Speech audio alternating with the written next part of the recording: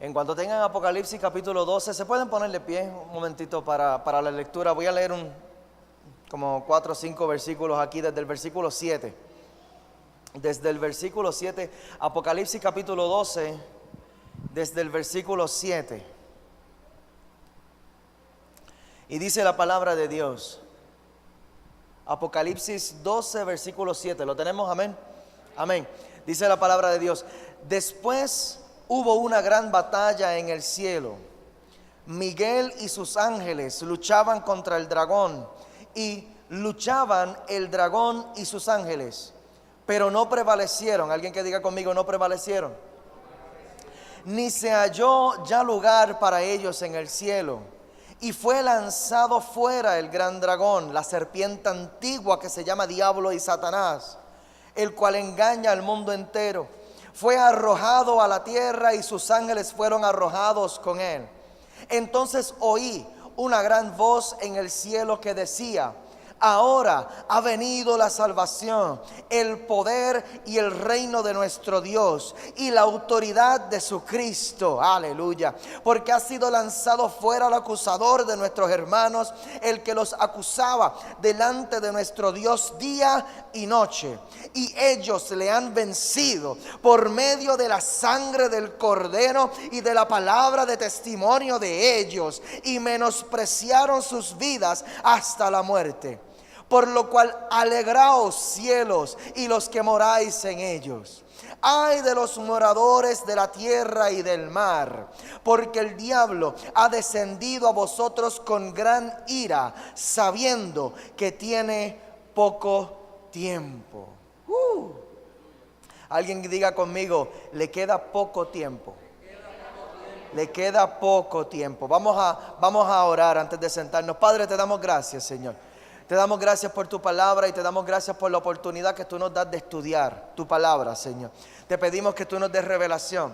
Te pedimos que seas tú ministrando a través de la enseñanza y la predicación de tu palabra. Te pedimos, Señor, que seas tú enriqueciendo nuestro conocimiento, Señor. Padre, pero no solamente por nuestro crecimiento intelectual, sino por el crecimiento de nuestra fe. Padre, te pedimos en el nombre de Jesús. Y la iglesia de Jesucristo dice: amén, amén. Se pueden sentar. El estudio. Hoy comenzamos este estudio del libro de Apocalipsis. Santo Dios. Voy a comenzar con una breve descripción. ¿Qué significa Apocalipsis? ¿Alguien sabe lo que significa la palabra Apocalipsis? Revelación. Revelación, definitivamente. Eso es precisamente lo que significa. Significa revelación. Significa manifestación o manifestar. Significa desnudar o desvelar. Significa quitar el velo para dejar a la vista de todos lo que estaba descubierto. Eso es una revelación. Cuando hablamos de una revelación, estamos hablando de algo que está siendo tapado por un velo. Y al momento de ser revelado, lo que estamos haciendo es que estamos corriendo esa cortina para que se pueda ver lo que estaba cubierto detrás de ese velo. Encontré que este libro de Apocalipsis es el libro más difícil de toda la Biblia. Es el libro más difícil de toda la Biblia. Más allá de su contenido simbólico, encontré que es difícil, porque aunque hay muchos pasajes a lo largo de la Biblia, tanto en el Antiguo Testamento como en el Nuevo Testamento, hay muchísimos pasajes que son simbólicos, que son proféticos y que son apocalípticos. Pero este libro de Apocalipsis es en su totalidad profético y escatológico. Alguien que diga conmigo escatología. Escatología. ¿Qué es la escatología?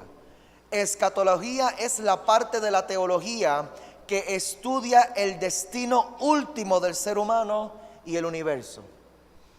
Es la parte de la teología que estudia el destino último, o sea, el final de todas las cosas, el fin de los tiempos, tanto para los seres humanos como también para el resto de la creación de Dios.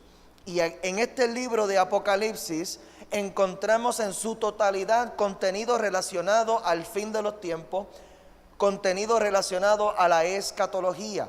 Y vamos a ver que hay a lo largo de la Biblia muchos versículos que sostienen y que refuerzan lo que está establecido en el Apocalipsis, y vamos a estar cubriendo también del libro de Daniel, del capítulo 24 de Mateo y de Tesalonicenses. Hay unos cuantos libros que también contienen profecía del fin de los tiempos.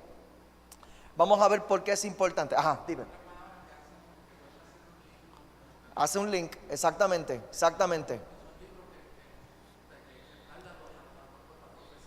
Respaldan y anticipan, porque Apocalipsis fue el último libro escrito. Y entonces es increíble cómo nosotros encontramos libros que fueron incluso escritos 1000 años antes de Apocalipsis y tienen un contenido tan y tan similar. ¿Por qué? Porque obviamente es el mismo autor, ¿verdad? El mismo Espíritu Santo quien inspira. Vamos a llegar después. Mateo 24, Tesalonicenses, Daniel, pero son unos cuantos que vamos a estar cubriendo allí. La importancia, ¿por qué este libro de Apocalipsis es tan importante?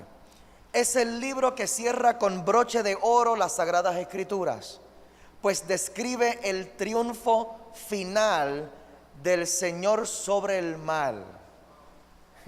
En el tiempo en que nosotros encontramos los autores del Nuevo Testamento, los autores del Nuevo Testamento estaban escribiendo bajo un tiempo de persecución contra la iglesia.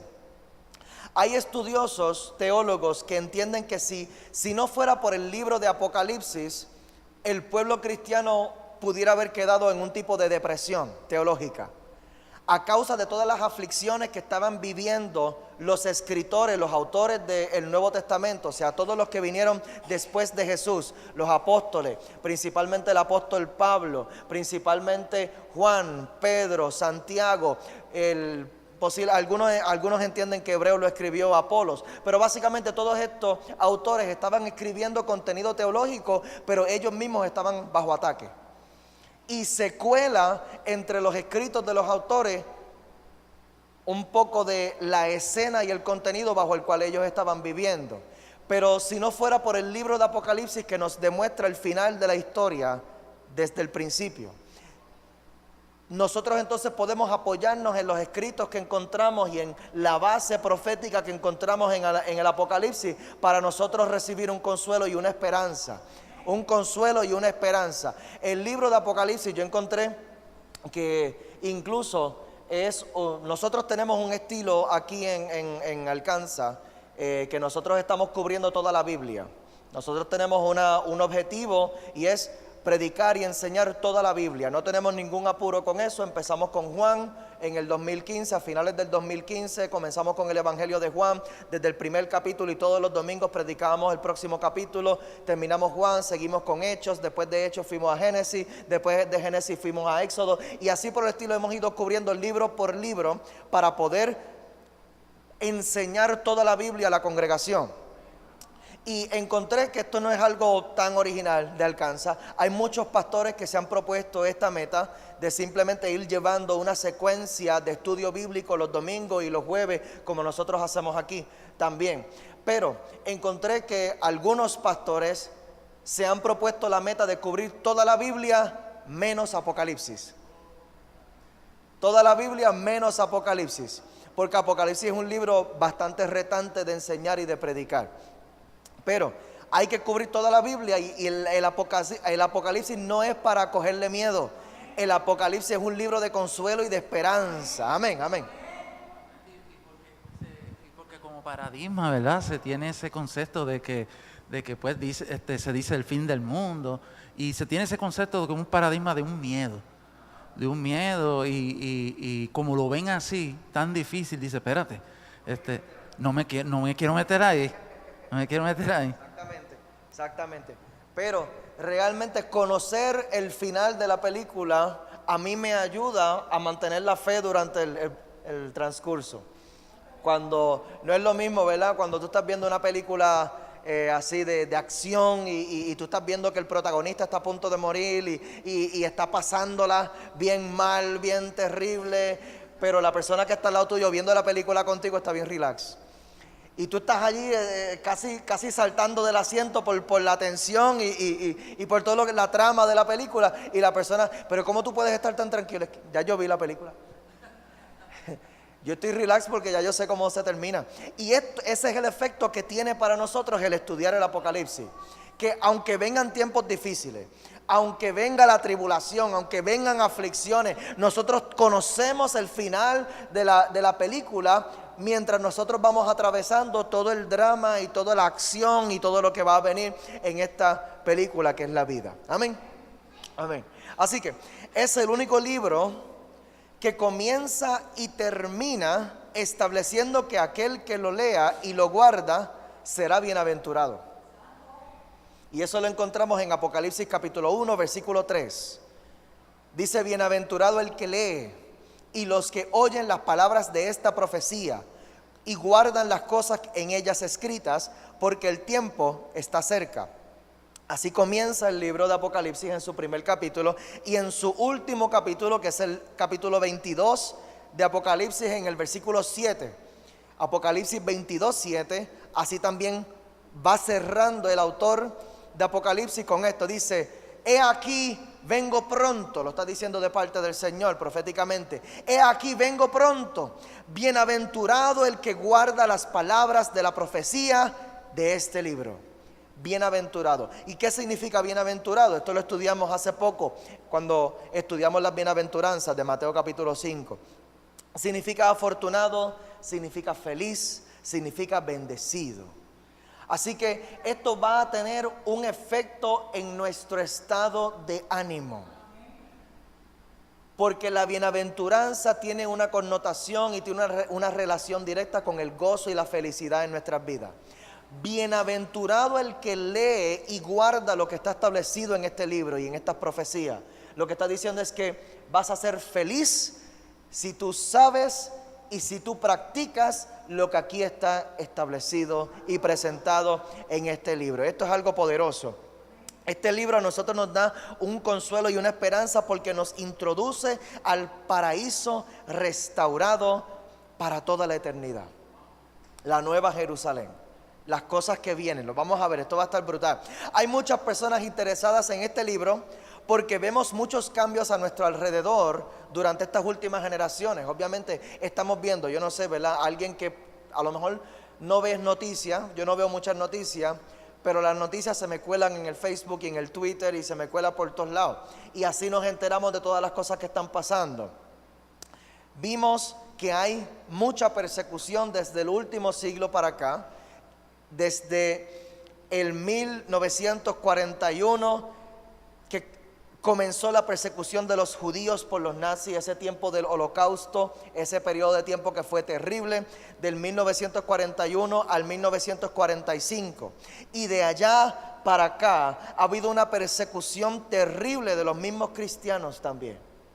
Encontré que hay una organización que se llama Open Doors USA. Open Doors USA es una organización misionera y ellos publicaron una lista titulada The World Watch List.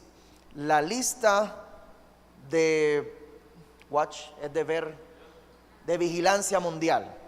La lista de vigilancia mundial, gracias. Y esa lista lo que presenta son las 50 naciones donde es más peligroso ser cristiano. Las 50 naciones donde literalmente tú podrías hoy, en el 2019, perder la vida si la gente de esos lugares se enteran que tú eres cristiano. Entre ellos, no la voy a leer completa, pero ahí está Corea del Norte, está Afganistán, está Siria, está Somalia, está Libia, está Pakistán, está Sudán, Yemen, Irán, India. Yo he visto unos videos de unas cosas terribles que ocurren en India contra los cristianos, cómo los queman vivos. Y esto no es en periódico del 1970 y pico, esto es por YouTube, de gente grabando con smartphones. Esto es en la actualidad, estas son cosas que están pasando ahora, porque se enteró el pueblo que en esa casa, esa familia se ha confesado ya que son cristianos, y los sacaron de sus casas y los prendieron en fuego. Y hay videos ahora mismo de eso, o sea, no son noticias corriendo en texto, no. Yo lo vi con mis ojos. India, en Nigeria, en Irak, en Saudi Arabia, en Egipto, en Vietnam, son países, incluso cerca del final de la lista, entre los 40 y pico, encontré Colombia. Colombia es cerquita. Y en Colombia hay un avivamiento ahora mismo. Y con todo el avivamiento que hay en Colombia ahora mismo, es peligroso ser cristiano. Así que nosotros vemos todas estas cosas, ¿verdad?, a nuestro alrededor. A lo mejor lo vemos un poquito lejos, pero también en Puerto Rico hay persecución de los cristianos. ¿Cuántos se enteraron del escándalo de esta misma semana? Está corriendo por las noticias. Padres de estudiantes, esto está corriendo en Primera Hora, esto está corriendo en Guapa, esto está corriendo en diferentes periódicos y en diferentes medios de comunicación. Padres de estudiantes de escuela superior están indignados porque sus hijos fueron llevados a una iglesia en Ponce a recibir un taller que se llama El verdadero amor espera. Eso es del doctor Cruz Correa. Sobre educación sexual. Ese fue el taller que les dieron. Un taller sobre educación sexual en donde se les habló sobre los efectos del aborto y otros temas relacionados a las relaciones sexuales antes del matrimonio. Y los padres estaban indignados, porque ¿cómo es posible que a mis hijos los llevaron a una iglesia? Yo no sabía que en esa gira iban a llevar a mis hijos a una iglesia. Y los padres indignados porque llevaron a sus hijos a una iglesia para que se les hablara acerca de la abstinencia sexual. Indignados ellos. Jay Fonseca está diciendo que esto es inconstitucional y que es ilegal porque hay separación entre iglesia y Estado. Gente utilizando sus plataformas para esto. Terrible, terrible. Y en los comentarios tú ves realmente la persecución que hay. Cuando tú miras, porque Facebook está brutal. Facebook te permite expresarte. Y las personas no tienen pelos en la lengua para expresar sus comentarios. Y por ahí bombardean y tiran todo tipo de comentarios. Y cuando tú miras, son comentarios en contra de la iglesia, son en contra de los principios bíblicos, son en contra de lo... Estamos viviendo ahora mismo en Puerto Rico en un tiempo de persecución contra la iglesia. Adicional a lo que vemos como persecución, vemos también los cambios en las condiciones económicas. Ajá. Los padres están diciendo, ¿verdad? El malestar está porque ellos entienden que sus hijos fueron engañados, que no sabían que iban a recibir, que iban a estar en esa iglesia y que se iban a cantar coros cristianos. Sin embargo, el pastor René Pereira publicó en Facebook que las cartas, ¿verdad?, que sí se les había dicho a los directores de escuela que las facilidades iban a ser en esa iglesia, que este programa lleva mucho tiempo que ellos lo están haciendo y que tiene el aval del Departamento de Educación y que se trata de físico, espiritual también. O sea que pues, ¿verdad?, lo que hay es desinformación.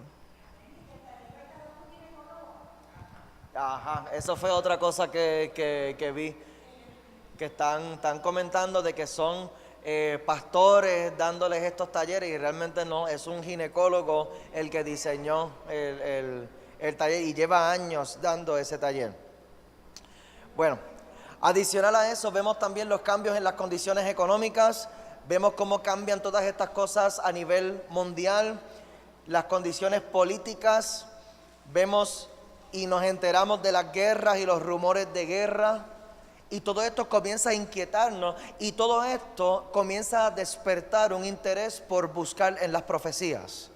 Comienza a despertar ese interés para que vayamos a escudriñar las profecías para ver qué tiene que ver esto con nosotros. Nos enteramos también de terremotos, de tsunamis, eventos atmosféricos de gran impacto, cosas que no estaban pasando a tal frecuencia ni a tal magnitud en generaciones pasadas.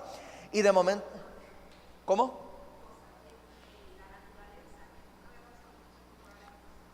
Cosas que no se habían visto antes, huracanes con categorías terribles. En estos días pasó un huracán que rompió los récords.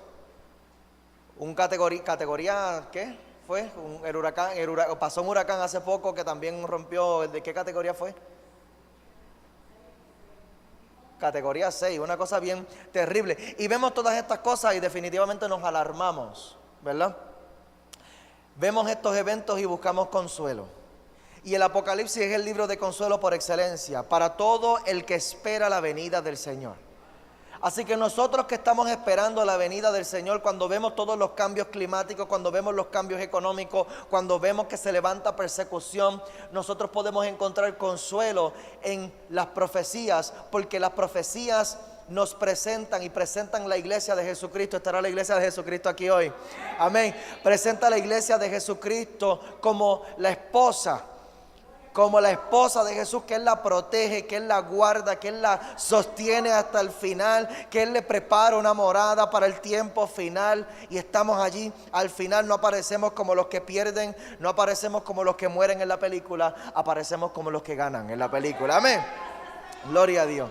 Vemos profetizados los acontecimientos actuales y los venideros en este libro de Apocalipsis, como parte del plan del Todopoderoso, mientras va acomodando las fichas hasta manifestar la derrota del maligno y establecer la morada final del pueblo de Dios. ¿Cuántos dicen amén? Apocalipsis capítulo 21. Apocalipsis capítulo 21, si lo pueden buscar, voy a leer 4 versículos, desde el 1 hasta el 4. Esto es el penúltimo capítulo. Y aquí nos está presentando la nueva Jerusalén. Apocalipsis 21 desde el versículo 1. Dice: vi un cielo nuevo y una tierra nueva, porque el primer cielo y la primera tierra pasaron, y el mar ya no existía más. Mira eso, qué brutal. No había necesidad de los mares. Ay. Y yo, Juan, vi la santa ciudad, la nueva Jerusalén, descender del cielo de Dios, dispuesta como una esposa ataviada para su marido. Discúlpame, allí había una coma. Descendiendo del cielo, coma de Dios. Porque está descendiendo del cielo y él lo está viendo desde arriba hacia abajo cómo va descendiendo, pero le está dando una pertenencia a esto. La nueva Jerusalén le pertenece a Dios también. Y cómo Él mismo la da. Y cómo va descendiendo de Dios. Amén. Amén. Dispuesta como una esposa ataviada para su marido.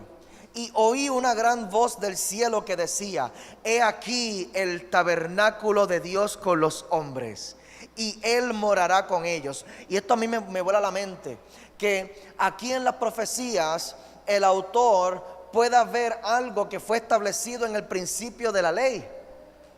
El diseño que le reveló Dios a Moisés, cuando Dios llamó a Moisés para que pasara 40 días y 40 noches en el monte, y allí estuvo Moisés en ayuno. Allí estuvo Moisés delante de la presencia de Dios, y cuando Moisés bajó, él bajó como con unos planos. Y él decía: esto es lo que tenemos que construir, porque este es nuestro lugar de adoración. Tabernáculo lo que significa es lugar de reunión. Es el lugar en donde el hombre se podía reunir con Dios. Y habían unos diseños específicos donde la meta final del tabernáculo era poder llegar al lugar santísimo, el lugar en donde estaba la Shekinah, el lugar en donde estaba la misma presencia de Dios. Y mira qué poderoso, como cuando va descendiendo la nueva Jerusalén, lo que recibe por revelación Juan es que la nueva Jerusalén es el tabernáculo. Y es que en el Antiguo Testamento solamente había un lugar y una persona que podía accesar la Shekinah y que podía entrar a la presencia de Dios. Pero ahora mismo que estamos bajo el nuevo pacto, nosotros tenemos acceso a la presencia de Dios mediante la morada del Espíritu Santo en nuestra vida, que recibimos mediante la sangre que fue derramada en la cruz del Calvario. Y nosotros tenemos que orar. Pero cuando llegue el momento de la nueva Jerusalén, vamos a estar cara a cara con Dios. Oh, gloria a Dios. Vamos a estar todos en el tabernáculo. No vamos a tener que esperar que entre un sacerdote a tener un encuentro con el Dios Todopoderoso para que venga entonces a decirme qué es lo que Dios está hablando, sino que todos vamos a estar delante de la presencia del Todopoderoso, escuchándolo hablar, contestando nuestras peticiones, permitiéndonos. Ay, esto está brutal. Ajá. Ahí nos da también claro, nos deja claro un indicio dice el cielo de Dios, ¿verdad? Que si nosotros vamos a analizar esto, ¿verdad? Sabemos que hay un cielo natural y sabemos que hay un segundo cielo, que es el espacio, ¿verdad? Donde están los planetas, pero ahí no dice de ahí, dice el cielo de Dios, el tercer cielo. Ahí sabemos que hay un cielo que no se ve, que es de Dios, aunque sabemos que todo es de Dios, Dios todo lo creó, pero ahí nos dice, viene del cielo de Dios. Así que, y en el versículo 3 dice, y oí una gran voz que decía, he aquí el tabernáculo de Dios con los hombres, y Él morará con ellos, y ellos serán su pueblo, y Dios mismo estará con ellos como su Dios. Enjugará Dios toda lágrima de los ojos de ellos. Wow. ¿Alguien ha estado llorando en estos días?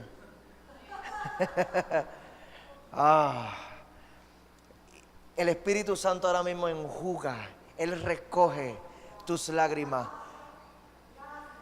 Pero cuando lleguemos al momento final, cuando lleguemos a ese último tiempo, no va a ser el Espíritu invisible de Dios el que va a estar consolándonos, sino que va a ser la presencia tangible y visible de nuestro Padre, que va a estar delante de nosotros consolándonos.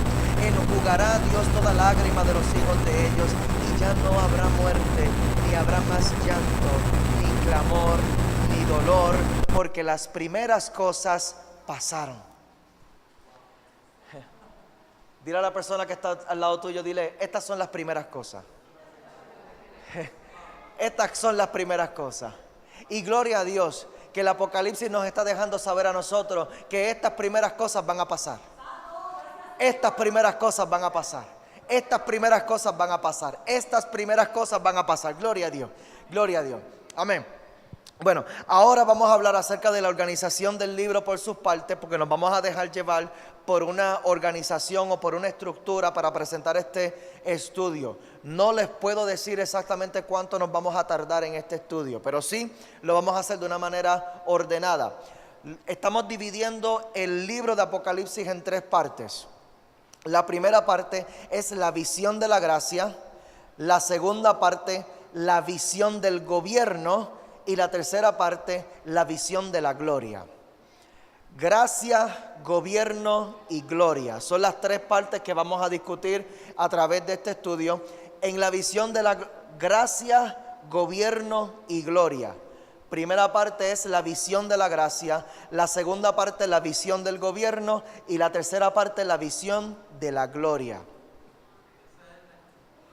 Estructura del libro. En esa primera parte, la visión de la gracia, ahí encontramos la presentación del Cristo soberano.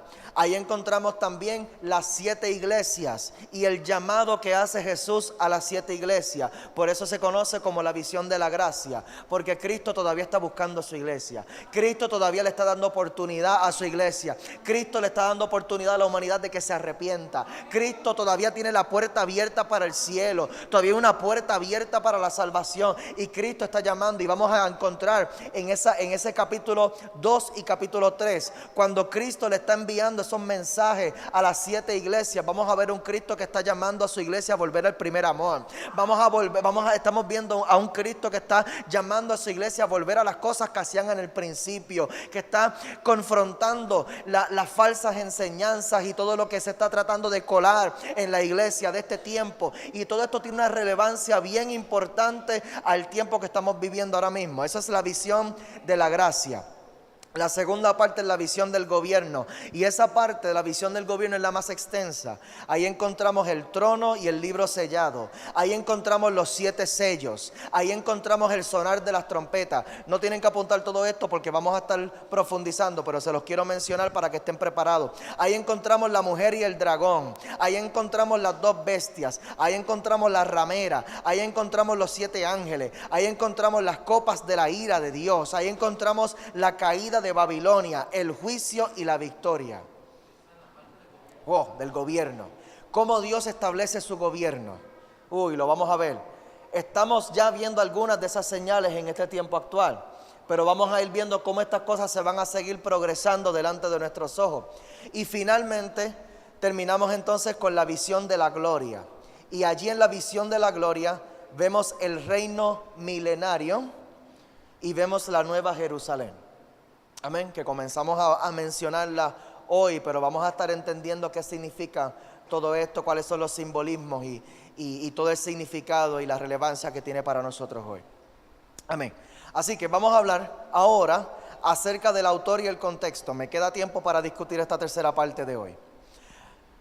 ¿Quién escribió el libro de Apocalipsis? ¿Alguien sabe quién lo escribió? Juan, muy bien, muy bien. Y él mismo se identifica unas cuantas veces, desde el mismo primer versículo, él mismo se identifica. Apocalipsis capítulo 1, versículo 1. Apocalipsis capítulo 1, versículo 1. Dice, la revelación de Jesucristo que Dios le dio para manifestar a sus siervos las cosas que deben suceder pronto. Y la declaró enviándola por medio de su ángel a su siervo Juan. A su siervo Juan. Y él allí en el versículo 1 se identifica, vuelve a identificarse como Juan en el versículo 4, también en el versículo 9 de Apocalipsis capítulo 1 y también en el versículo 8 del capítulo 22. Y se ha levantado un poco de debate, dímelo.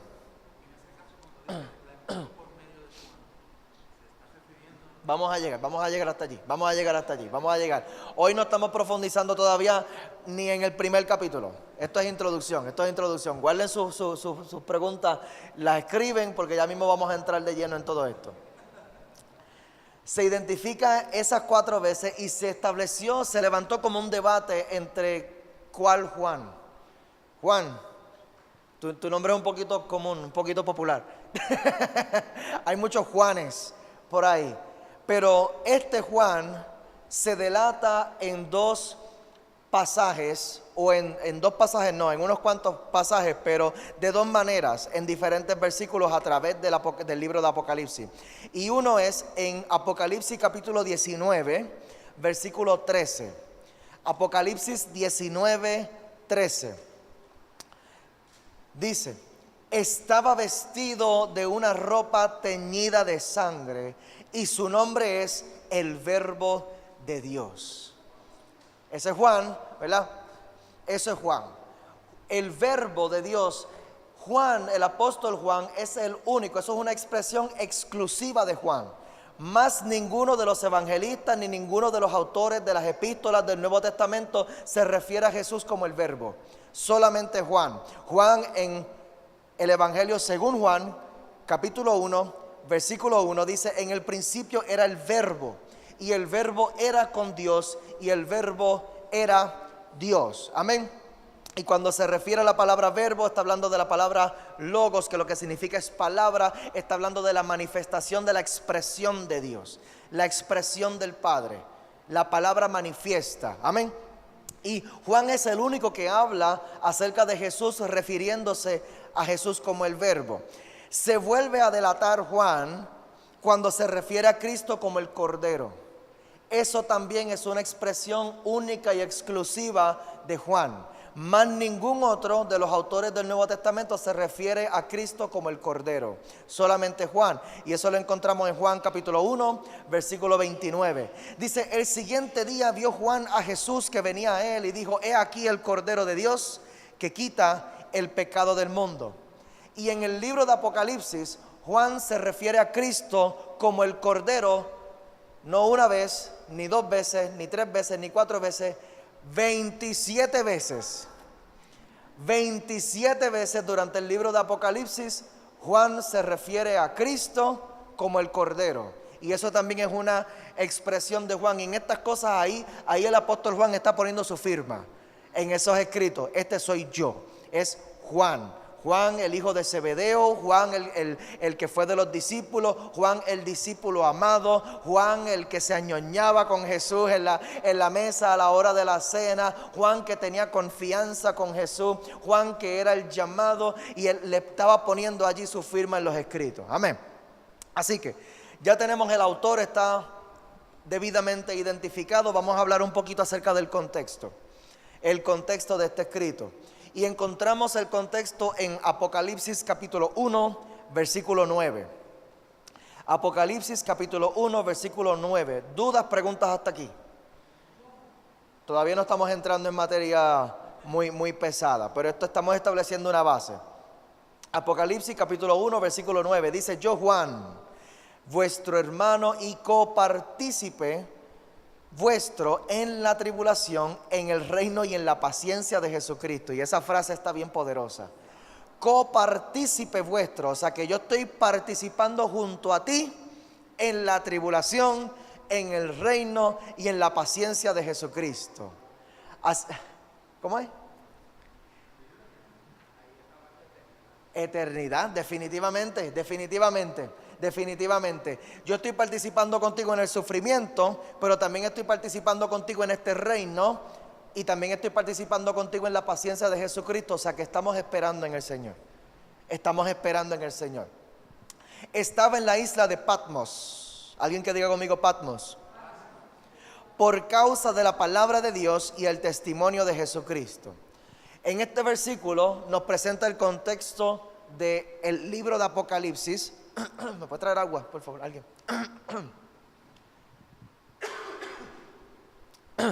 El reino y la paciencia de Jesucristo. Amén. Aquí nos presenta, en el contexto nos está presentando tres cosas importantes. El carácter del autor, la condición del autor y la conducta del autor. Carácter, condición y conducta. Carácter, condición y conducta. Gracias.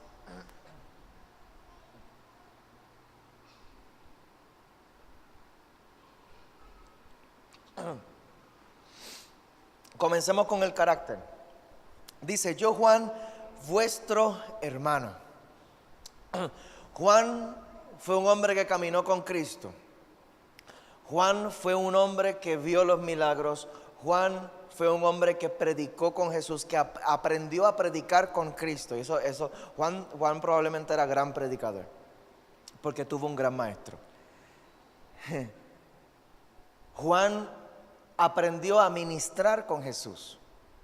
Probablemente Juan era un poderoso ministro. Él aprendió con el maestro de los maestros cómo sanar enfermos. De seguro que Juan estaba investido del Espíritu Santo a un nivel superior, un nivel supremo. Juan tenía que haber estado tan y tan lleno de la unción del Espíritu Santo que yo no me imaginaría a Juan en un culto.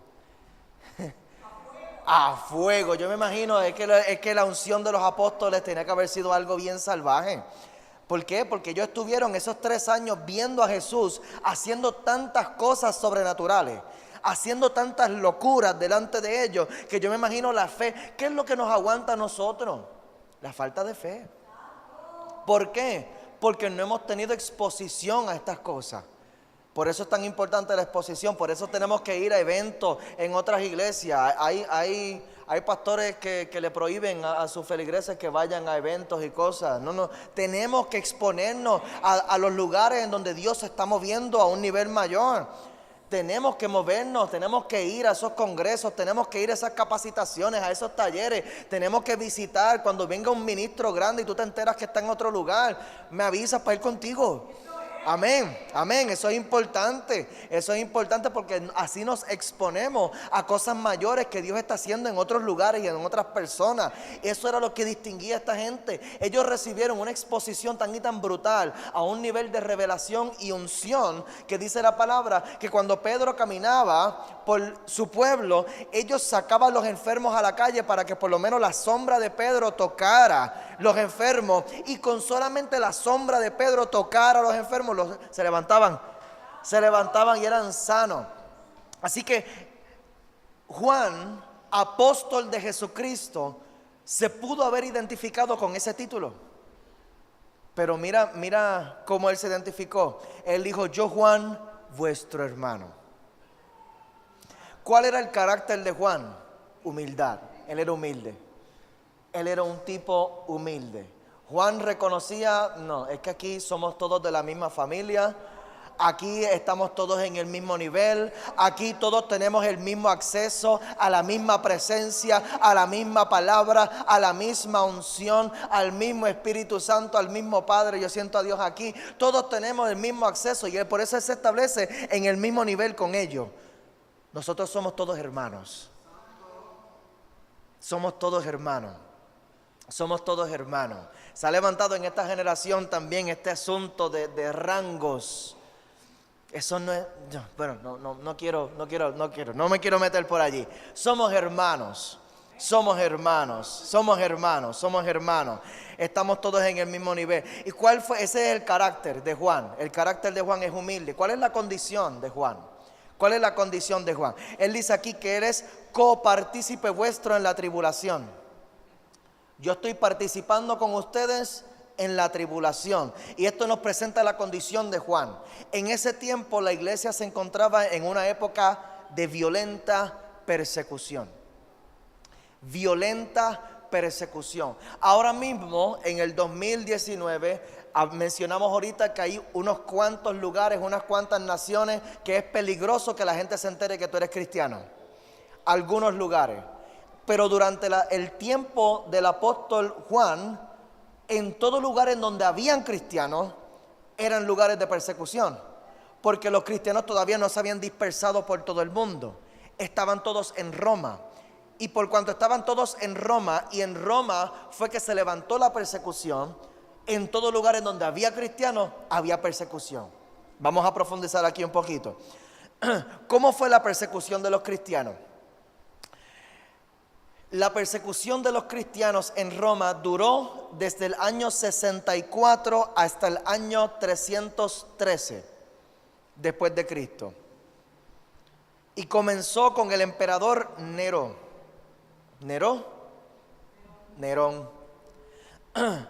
Es que lo encontré, la información la tengo en inglés y la estoy traduciendo.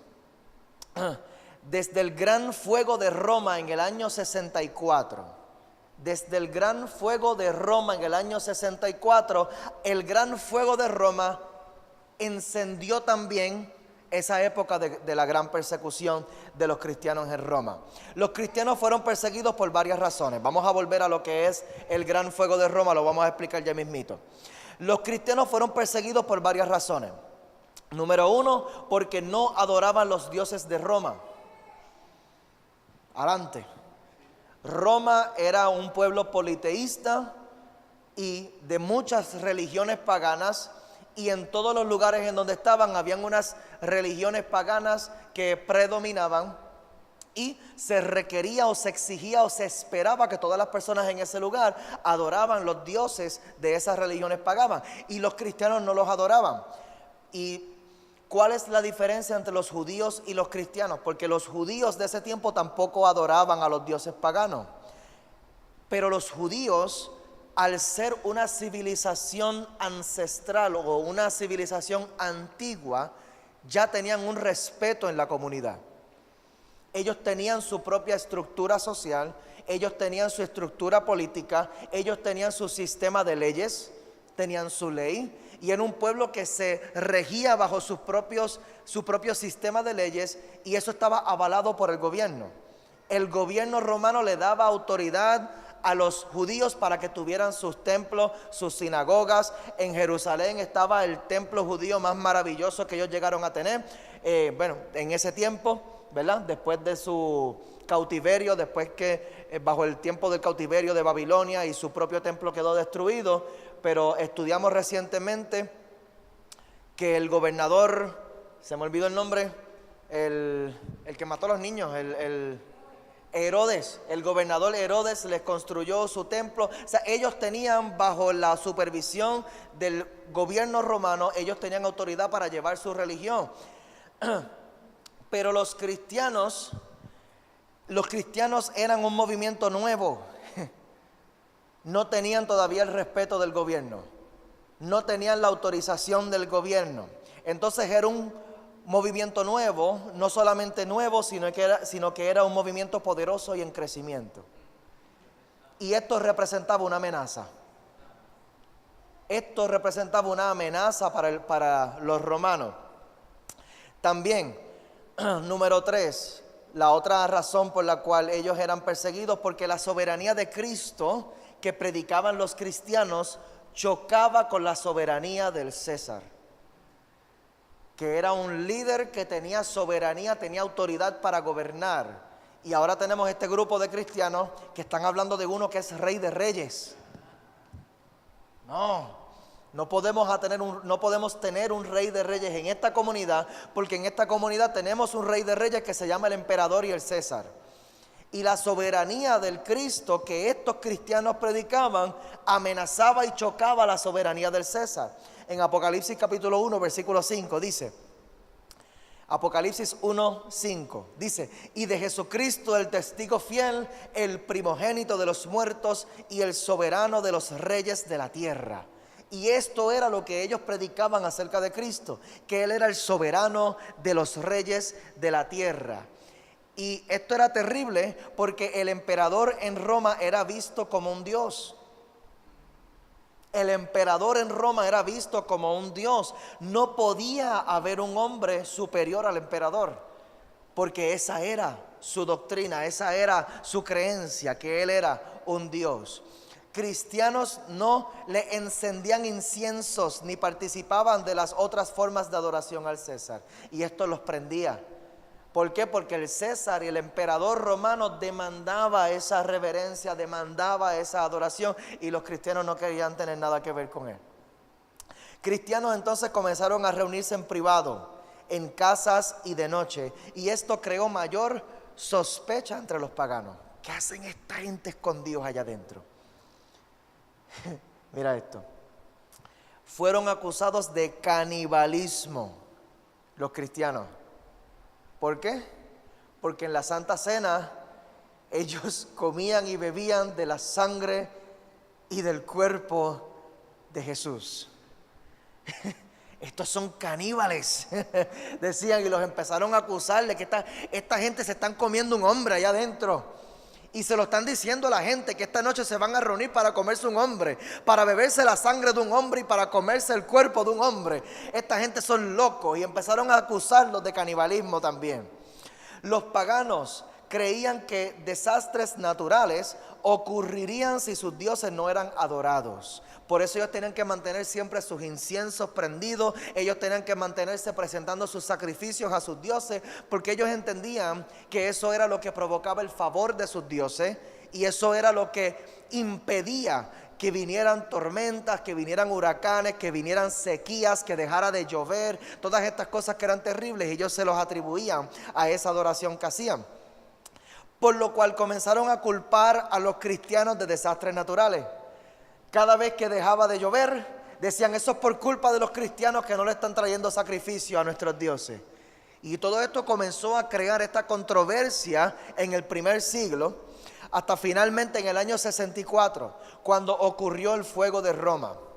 Mira esto, encontré que se rumora que el fuego de Roma lo incendió el mismo emperador Nerón. Una conspiración, que fue él mismo el que provocó el gran fuego de Roma. Pero cuando lo acusaron a él, él se aprovechó de los controversiales cristianos para desplazar las acusaciones hacia ellos.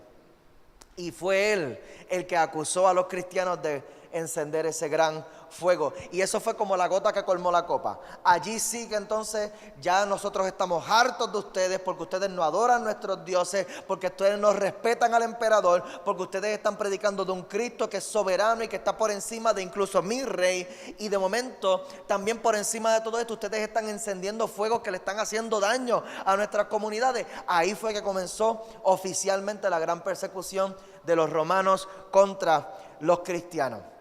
¿Y en qué consistía esa persecución? ¿Qué era lo que le hacían? ¿Qué era lo que le hacían? ¿Qué significaba entonces ser un cristiano en este tiempo? Se les negaban oportunidades de negocio y se les negaban oportunidades de estatus social. Los cristianos eran arrestados, y mira esto, se les daba la opción de renunciar a su fe o ser echados a los leones. Tú decides.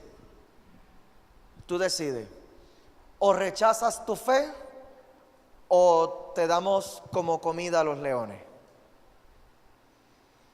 Y encontré en los escritos que lamentablemente muchos apostataron de su fe por salvar sus vidas. Duro, duro. Y es que yo no me imagino realmente, porque tú estar en un coliseo donde a ti te tienen en un cuartito con todos los demás cristianos y tú estás escuchando cuando viene el guardia y abre la puerta de la celda y saca a un cristiano y le pregunta, ¿vas a renunciar a tu fe? No, pues vente. Y los que estaban allá adentro escuchaban cuando los leones devoraban a ese que decidió mantenerse firme en su fe. Viene el próximo. ¿Y tú? ¿Qué vas a hacer? ¿Tú vas a renunciar a tu fe? No, pues vente, que tú también vas a salir, vas para los leones también. Y los que se quedan adentro están escuchando y allí mujeres, jóvenes, hombres, niños. Y tú estás viendo esa escena, tú lo estás viendo delante de tus ojos. ¿Qué tú harías?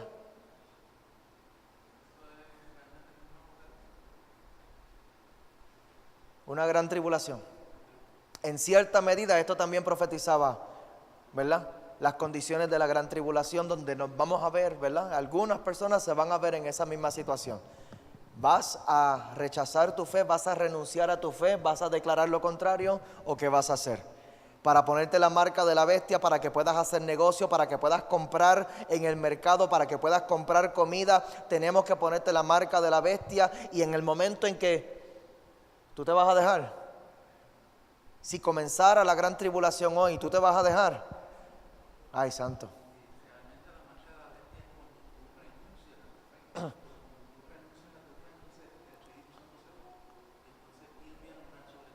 El maligno, y esa es la marca de la bestia.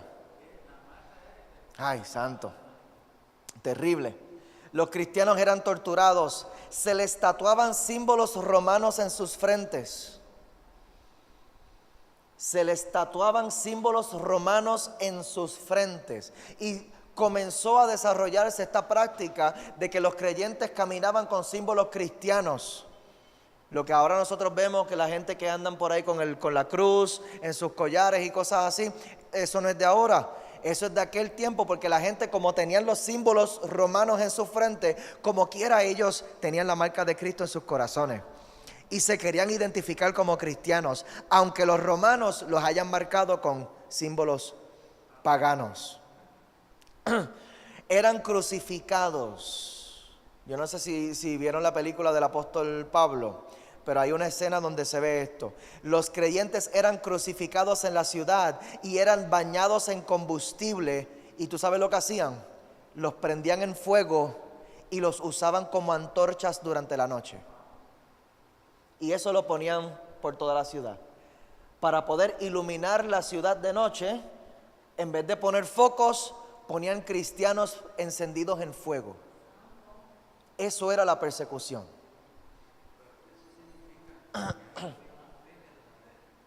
Exacto. Ese que encendieron allí no renunció a su fe. Ese era el precio que había que pagar.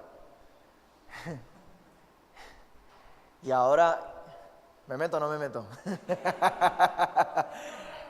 Por cualquier cosa nos echamos para atrás en la fe. En aquel tiempo había que pagar el precio de verdad. En aquel tiempo, para tú mantenerte firme en tu fe, había que pagar un precio de verdad. Y la gente, con todo y la persecución, se reunían a escondidas para recibir la palabra, para cantar himnos, para celebrar la Santa Cena, para poder deleitarse en la presencia, para conocer más a Cristo, para compartir la palabra. Santo Dios. Y este era el contexto. Estas eran las condiciones en las que se encontraba el apóstol Juan en ese tiempo. Culminó la persecución en el año 313 después de Cristo en el Edicto de Milán. Esto fue bajo el emperador Constantino, quien legalizó el cristianismo. En el año 313 se legaliza el cristianismo. Y esto fue el emperador Constantino, mediante el Edicto de Milán. Un poco más adelante, en el año 380, el cristianismo se convirtió en la religión oficial de Roma. Así que no tan solo la legalizaron, sino que se comenzaron a convertir al cristianismo tantos líderes, entre ellos el mismo emperador Constantino, que se estableció entonces como la religión oficial. Pero estamos hablando de aproximadamente 200 años de persecución para la iglesia primitiva. Juan fue...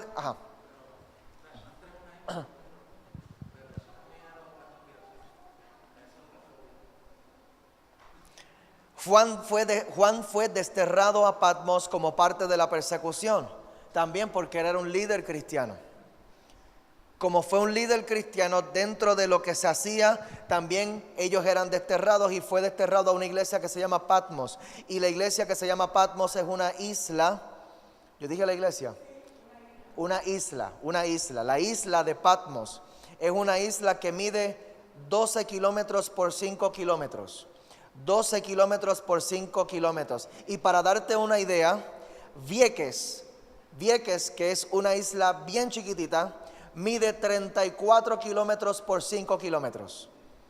Así que Patmos era como una tercera parte de Vieques. Era un peñón, como Cajemuerto. Era una cosa así.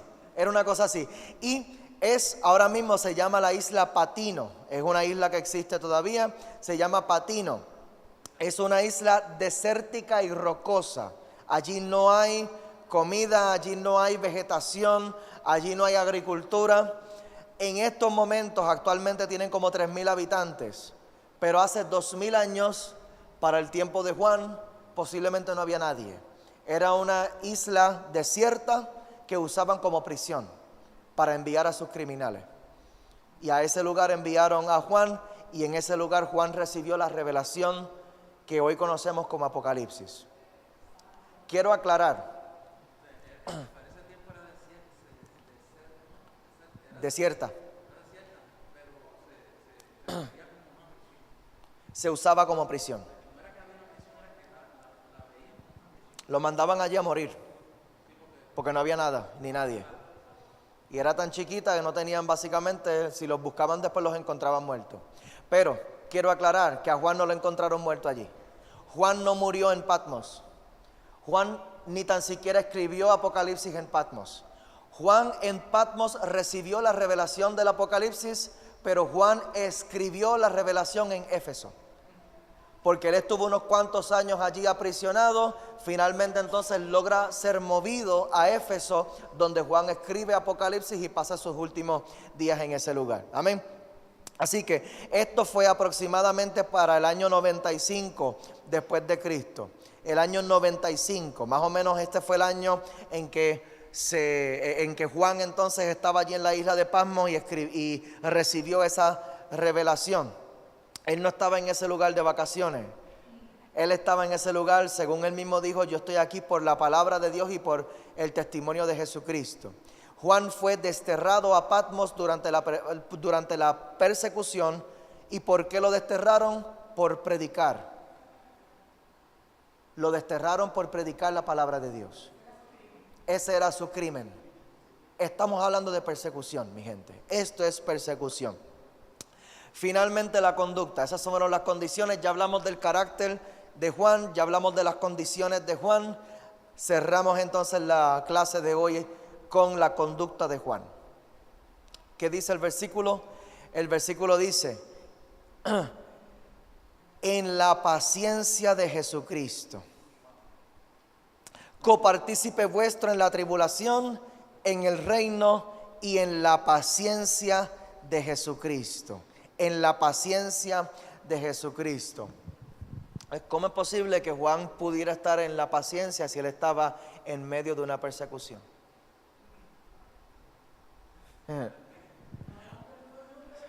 El fruto del Espíritu. Una y otra vez la palabra de Dios nos reafirma que no nos definen nuestras condiciones, sino nuestra conducta en medio de las condiciones. Las condiciones pueden ser completamente adversas, pero las condiciones a ti no te definen. Te definen tus decisiones en medio de las condiciones. Te define tu conducta en medio de las condiciones. Este hombre estaba en medio de un tiempo de persecución donde estaban matando a sus compañeros en la fe, simplemente porque eran cristianos. A él lo metieron preso por predicar. Nosotros podríamos recriminarle a Dios por unas cuantas cosas, pero cuando nosotros nos encontramos con el testimonio de Juan, se nos cae todo, mi gente. Se nos cae todo. No tenemos argumentos realmente para nosotros recriminarle nada a Dios, porque aquí tenemos un siervo de Cristo que estaba siendo procesado simplemente por su fe. Simplemente por su fe. Y en medio de las condiciones de persecución, en medio de asesinatos, en medio de matanzas, en medio de injusticias contra él y contra su pueblo, él decía: yo estoy esperando pacientemente en Cristo. Yo estoy esperando en Cristo, acompañándote a ti en la fe, acompañándote a ti en el reino, en las tribulaciones, pero estamos esperando pacientemente en Cristo Jesús. ¿Cómo podía este hombre permanecer paciente ante la tribulación? Porque Juan pudo reconocer que su lugar espiritual era más determinante y más real que su lugar natural. Eso es, Daniel, gracias por el aplauso. Él pudo reconocer que su lugar espiritual era más real que su lugar natural. Él dijo, mira la conexión que él dice, que él hace: copartícipe vuestro en la tribulación, en el reino y en la paciencia. Y esta es la conexión que él hace. Yo puedo estar participando contigo en la tribulación, pero por cuanto estoy en el reino, entonces puedo confiar pacientemente porque sé que pronto seré glorificado. Yo sé que pronto seré glorificado. Yo sé que pronto mi Cristo vendrá por mí. Yo sé que pronto mi Cristo va a regresar. Yo conozco las Escrituras. Yo reconozco en quién yo he confiado. Yo reconozco a quién yo le he entregado mi alma y mi corazón. Venga el hombre a hacer lo que me quiera hacer. Yo sé que mi destino no está en las manos de ningún hombre. Mi destino está en las manos del Dios Todopoderoso. Romanos capítulo 8, versículo 17, y termino con esto. Dice, Romanos 8, 17. Romanos 8, 17 dice: y si hijos, también herederos, herederos de Dios y coherederos con Cristo, si es que padecemos juntamente con Él, para que juntamente con Él seamos glorificados. Si padecemos juntamente con Él, juntamente con Él seremos glorificados. Así que el apóstol Pablo mismo lo dijo unas cuantas veces: gózate en las tribulaciones. Gózate en las tribulaciones, porque la tribulación está produciendo paciencia. Esto está produciendo un mayor peso de gloria en nuestras vidas. Dios se está glorificando. Amén. Así que el apóstol Juan pudo mantenerse paciente en medio de la tribulación, porque él sabía, él reconocía cuál era su lugar. Esta persecución es solamente física, y todo lo que es físico es pasajero. Todo lo que es físico es temporal. Pero lo que es espiritual permanece para siempre. Y yo reconozco dónde yo estoy parado espiritualmente. Yo reconozco que espiritualmente yo no estoy siendo perseguido. Yo reconozco que espiritualmente yo estoy gozándome en la presencia de mi Cristo, quien me ha salvado, quien ha tomado mi alma y la ha asegurado en un lugar celestial por toda la eternidad. Amén. Amén. Nos ponemos de pie para despedirnos en oración.